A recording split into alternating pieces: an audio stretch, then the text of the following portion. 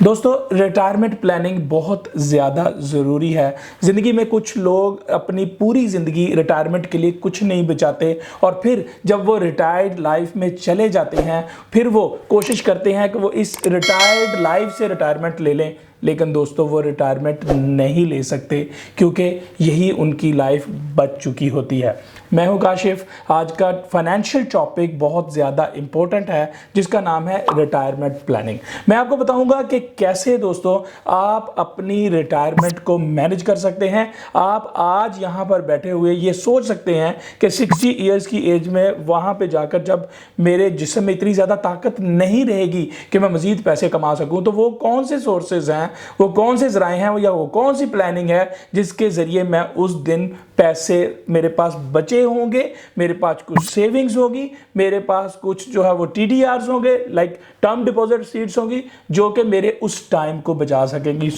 मैं आपको कुछ स्टेप्स बताता हूं जो आपकी हेल्प करेंगे। सबसे पहले कि why retirement planning matters. Retirement planning इसलिए मैटर करती है कि उस टाइम पे जाके इन्फ्लेशन बढ़ चुकी होगी, आपके जिस्म में इतनी ज्यादा ताकत नहीं रही होगी, आप सेविंग्स के ऊपर ट्रस्ट नहीं कर सकते, आप अपनी फैमिली पर ट्रस्ट नहीं कर सकते। आज अगर आप अपनी रिटायरमेंट को प्लान नहीं करेंगे तो आप अपना नुकसान कर बैठेंगे।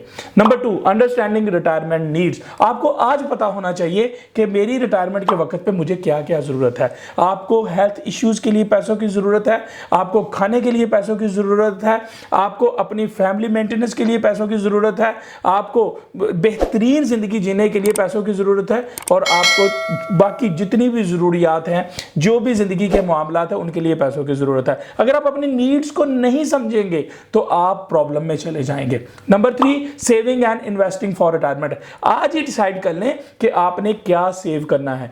मंथली तौर पे कुछ सेविंग कर लें, कुछ इंश्योरेंस पॉलिसी ले लें, कुछ टर्म डिपॉजिट्स ले लें, कुछ ना कुछ बचाकर जरूर रखें, कम से कम कुछ गोल्ड बचाकर रख लें, क्योंकि उस टाइम पे आपकी हेल्प करने वाला शायद कोई ना हो और इन्फ्लेशन इस कदर बढ़ चुकी होगी कि आपको समझ ही ना आए कि पैसे कहां से आएंगे। आज अगर आपके पास कुछ सेविंग होगी तो वो आपको हेल्प आउट करेगी।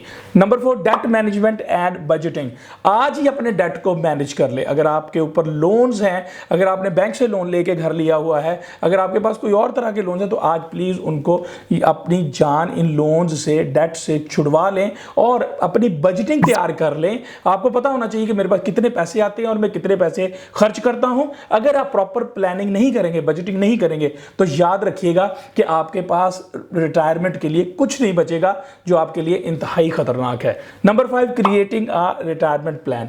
आपको ये एक प्लान बनाना पड़ेगा, आपको ये डिसाइड करना पड़ेगा कि अगर कुछ अरसे के लिए मैं सेविंग्स करता रहता हूं तो मेरे पास 60 ईयर्स की एज में क्या बचा होगा। अगर मैं इस पैसे को उठाकर किसी टर्म डिपॉजिट में डाल देता हूं, अगर मैं किसी पॉलिसी में डाल देता हूं, अगर मैं किसी सेविंग में डाल देता हूं, तो ये पैसे बढ़कर उस उम्र तक कितने हो चुके होंगे। और आज इन पैसों से मैं कोई ज़मीन खरीद लेता हूं या कोई घर खरीद लेता हूं कि जिसका रेंट आता रहे। तो दोस्तों ये प्लानिंग बहुत ज़्यादा इंपॉर्टेंट है, बट अनफॉर्चुनेटली हमारे लोग इस तरह की कोई प्लानिंग नहीं करते। वो यही कहते हैं कि जब वक्त आएगा देखा जाएगा, और जब वक्त आता है तो उनकी हेल्प करने वाला कोई नहीं होता। दोस्तों मैं हूं काशिफ और ये थी मेरी वीडियो। मेरा ख्याल है कि आपको ये वीडियो समझ आई होगी, अंडरस्टैंड की होगी आपने। मेरी नेक्स्ट इंफॉर्मेटिव वीडियो के लिए वेट करिएगा।